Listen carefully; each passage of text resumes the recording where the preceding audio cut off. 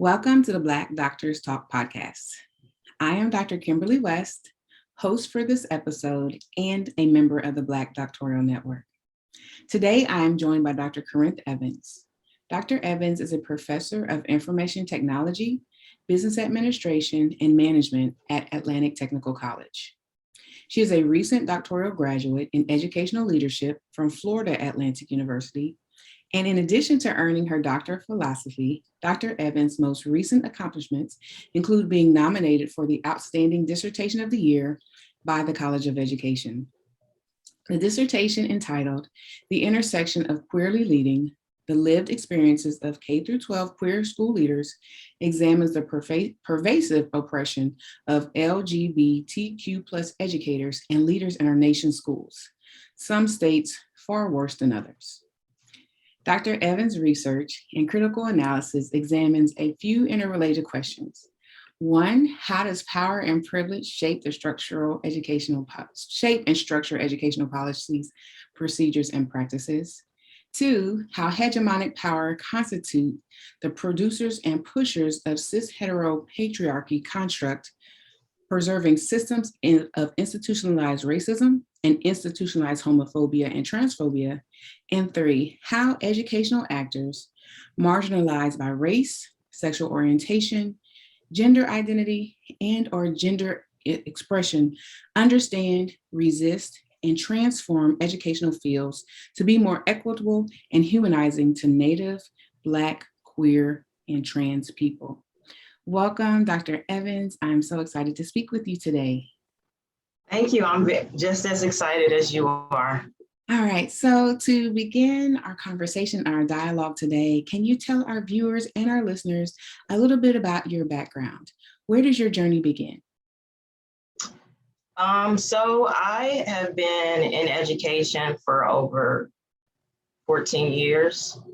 And I didn't know that I was going to become an educator. It kind of was my calling, because prior to that, I was also a firefighter.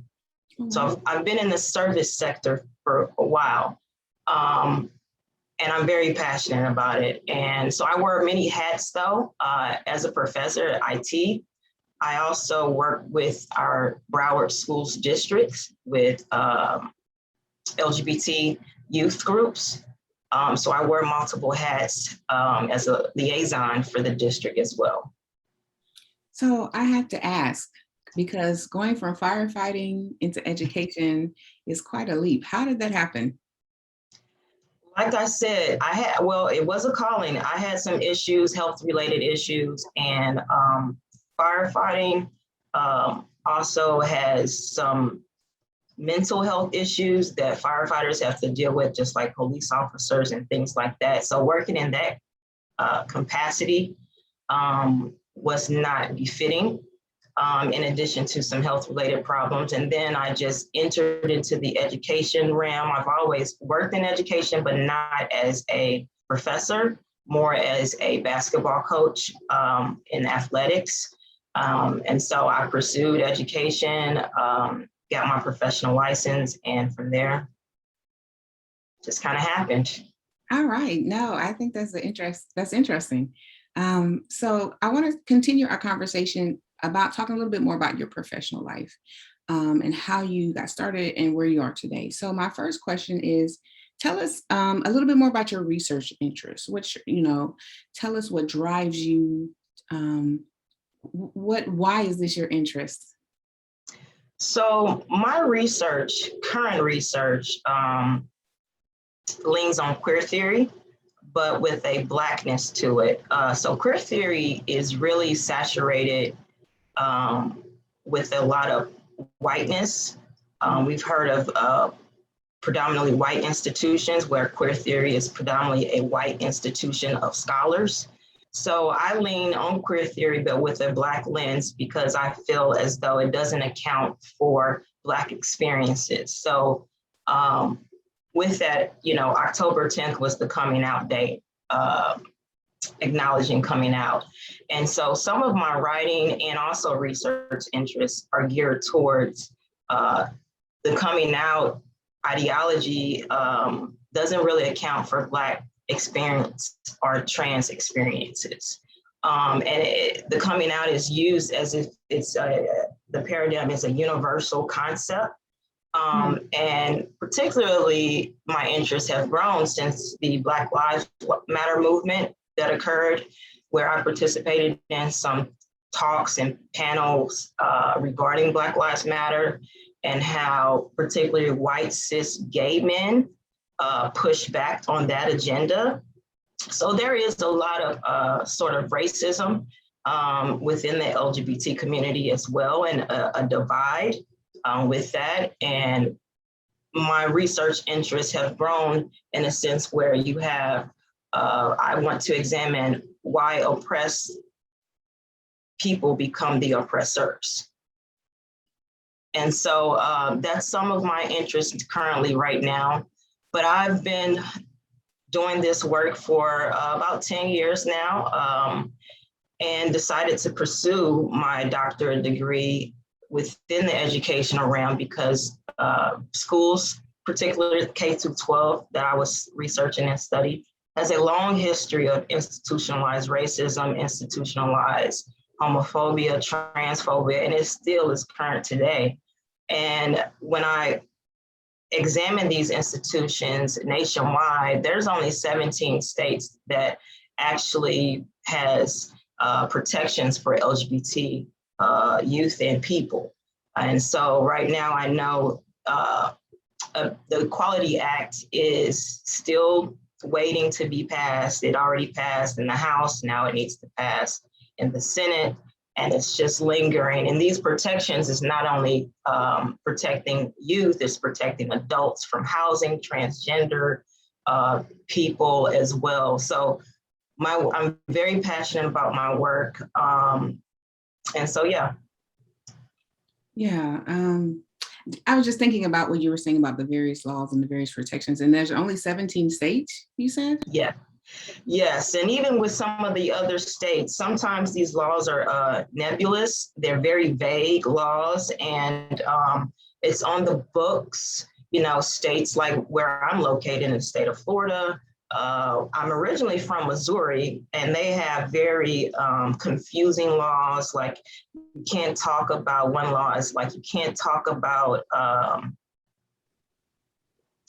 sexuality or your personal sexuality, or you can't mention your partner or, you know, your gender and things like that. And it's very confusing, and it's purposeful intent. And so my research looks at these pushers and the pushers of this cis heteronormative, where, you know, if you're not heterosexual, you're not normal. If you're not cisgender, you're not normal. And so who gets to say what normativity is, you know? And so that's what I examine. Yeah, and how can you deny someone the dignity of their life, correct? And who they are. And I just think that's what I'm just thinking about. I'm like, that how is it that we can deny others who they are, and to not allow them to live with dignity and be fully who they are? Wow. So it's good that you're out there doing that work. Who has had a tremendous impact on you in your career field? Oh, wow. Yeah, so it's a list, but I would say the first, my family has, without a support system, my partner, my wife, and my family, it's difficult because, you know, I spent 6 years pursuing a PhD, and not having a support system there can really damper spirits, damper motivation, et cetera, et cetera. So I would say, first of all, I like to give shout out to my family.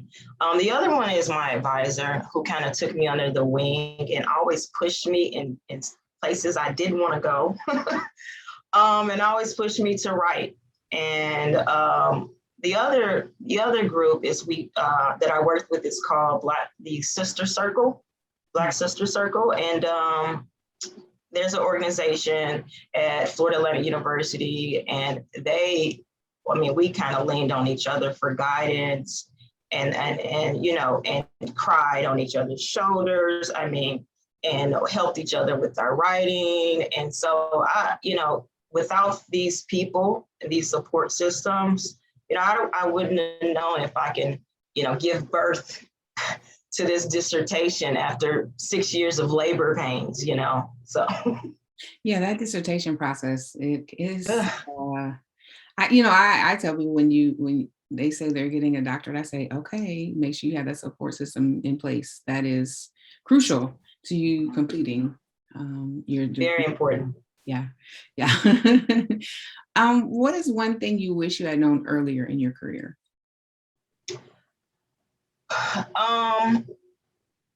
I wish I would have started sooner.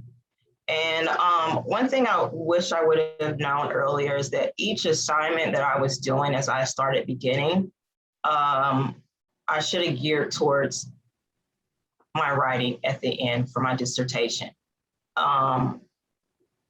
And then within my career, I feel like I should have started earlier, but the doubt started to seep in, and but you start when you start, and that's all that matters, that you do start. So right, absolutely. That the fact that you do start, right? Yeah. No matter where you are in life, that what age, station, doesn't matter, but just start, for sure.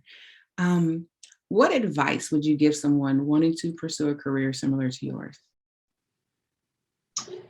Have some thick skin. You're going to get into some good trouble, and have some thick skin, because you will get some pushback, some reservations, some hesitations, and some challenges along the way. And again, I will lean on that support system when those things come about, because it will. And it's not easy, you know, talking about social justice issues pertaining to LGBT and then researching. And so what I'm trying to do too is put a stamp on queer theory with a Blackness lens, because there's so many, it's sort of whitewashed, if you will, and who's the scholar to say this, you know? So I'm trying to give a Blackness to queer theory. But in the work that I do, it's difficult, but it's rewarding as well, because I get to have conversations with LGBT youth and adults who, you know, just came out when they're 30, you know, and so it's important work, but, you know, you can't expect some pushback, definitely. Yeah, for sure. What would you consider your biggest failure, and what did you learn from it? I mean, I guess it goes back to just starting and not trying to have all my ducks in a row. You know, you think, oh, I got to have this answer and that solution, and I got to research, and but not starting. You know, I think had I started sooner, I would have even more accomplishments on my to-do list, on my bucket list per se. But it goes back to that. And I don't know if I would consider that a failure, but I didn't start like I should have, and it was on my mind and my conscience and my heart.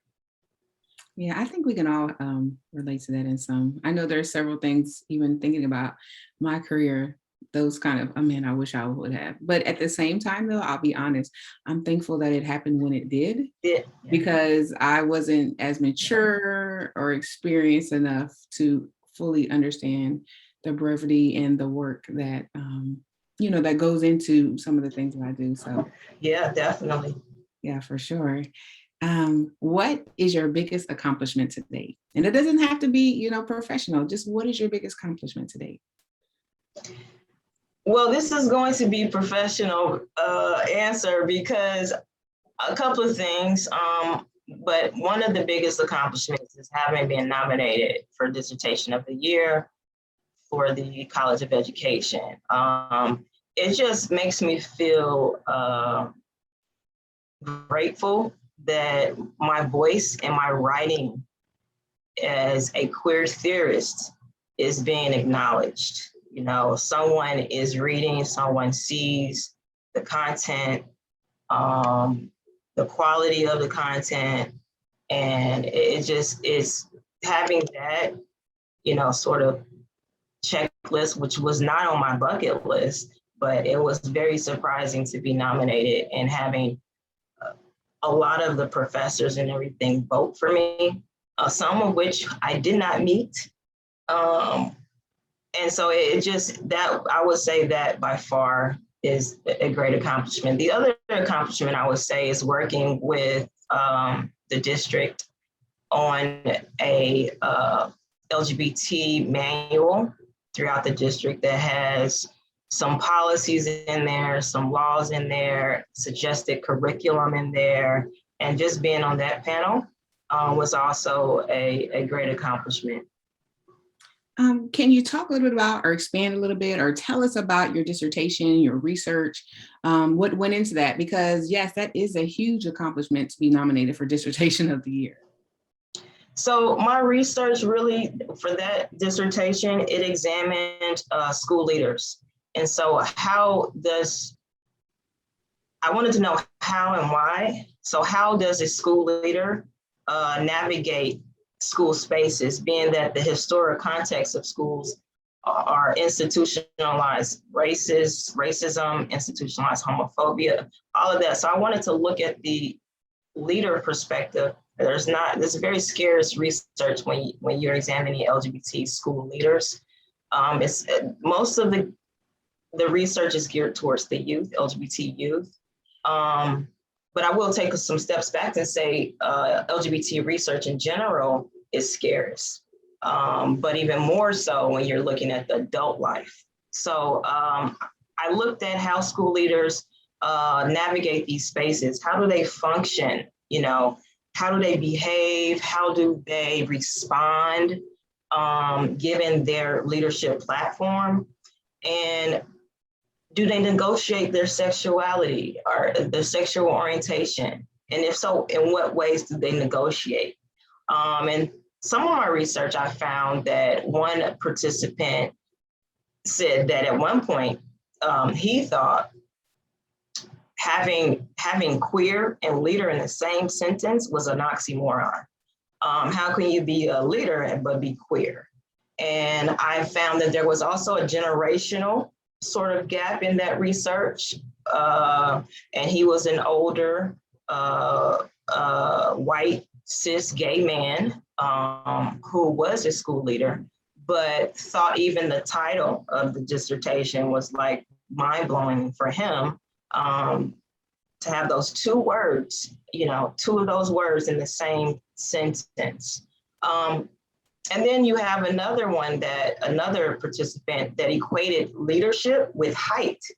So now we're talking about the, not that just she was a lesbian, but she was a very small person, 5'4", 5'3", I want to say, and she equated height to her negotiations and how she had to feel the need to elevate her height by, you know, boosting up her chair per se. And then, so it was an interesting, some interesting data that came out from that.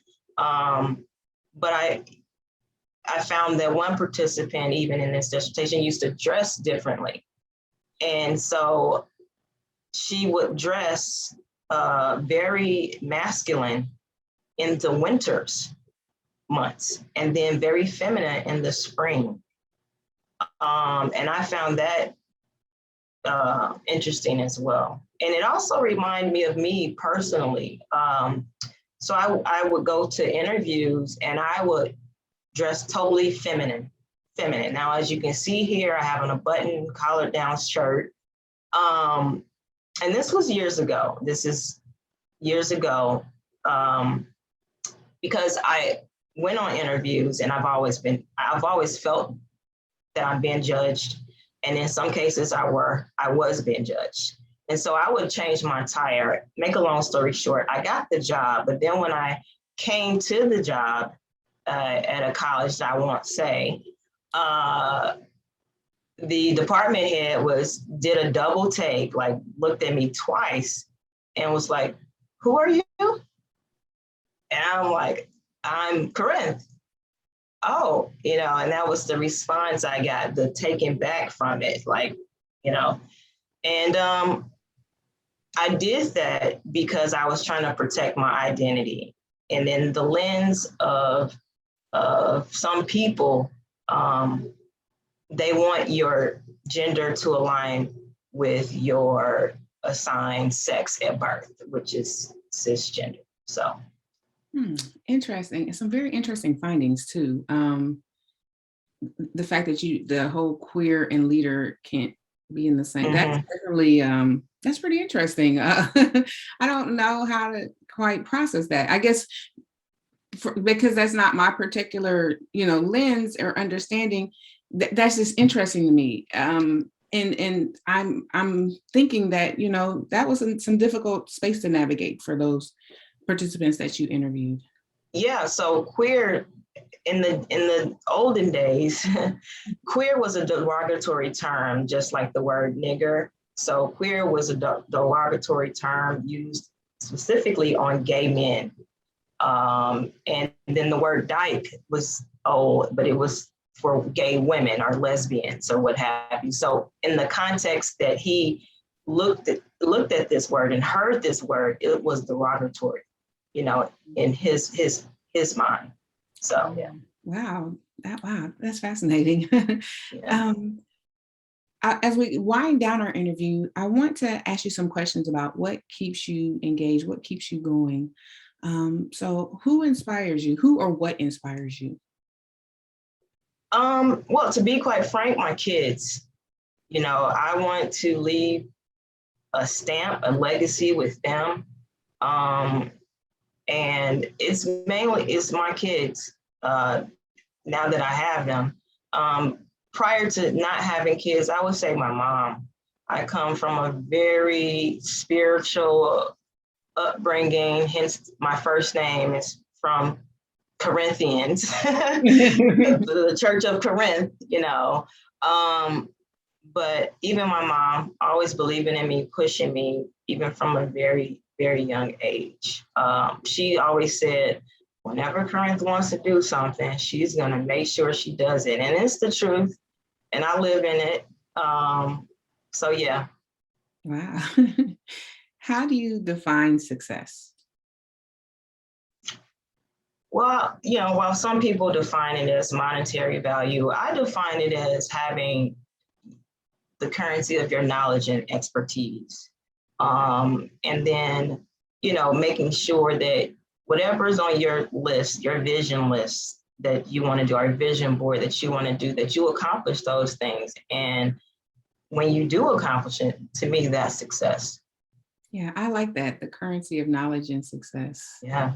I know when I work with students, I often say that they can't, that's one thing they can't take from you. No. They can take your money, they can take your car and your flashy clothes, but what you have up there is going to be with you. And that's priceless. That's priceless. Yes. One more question. What steps do you take to reach your goals? So I always plan. I'm a planner. I guess that's the business background in there. But I plan, you have a vision and then plan on pursuing that vision. And then going out there, just not being afraid, and not trying to people please per se, and making sure that your vision and your plan becomes the reality that you want. And, don't let people sway you from that. And don't lean on people to, in a sense, validate you. You are already validated, and that's some of the things that I had to grow into and learn. you know, and the degree doesn't validate you. People don't validate, you do. And so, yeah. Yeah, that is so true. You're speaking some real life right there. Because that is true. You know, people think, you know, that you've accomplished so many things, like, for example, on paper, or what other people see as a standard. That doesn't matter.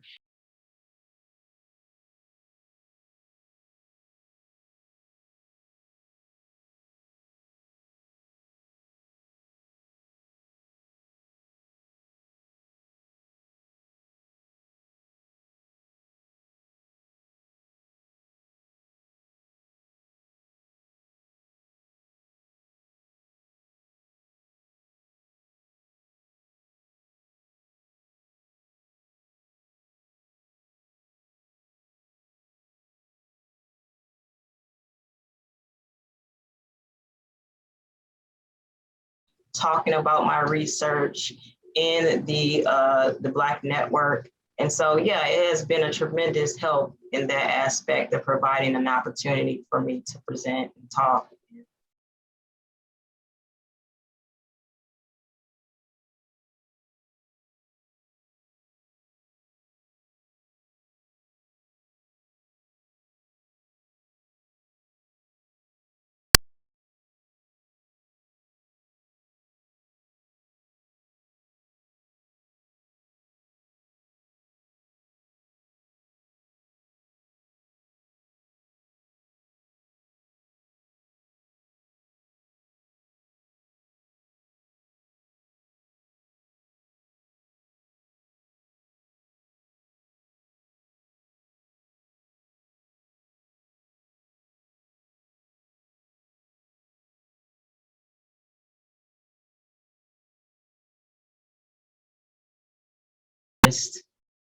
Yeah, I hope you write that book. That's three intersections of life, right? Yes. That intersectionality so it sounds like you have a lot to bring to the table.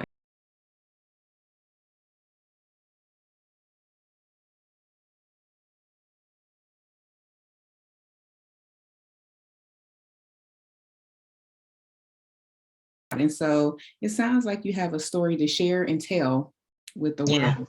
That needs to be told. So I'm excited for you. Let's make it a bestseller, y'all. Yeah. Times top 10. I'm going to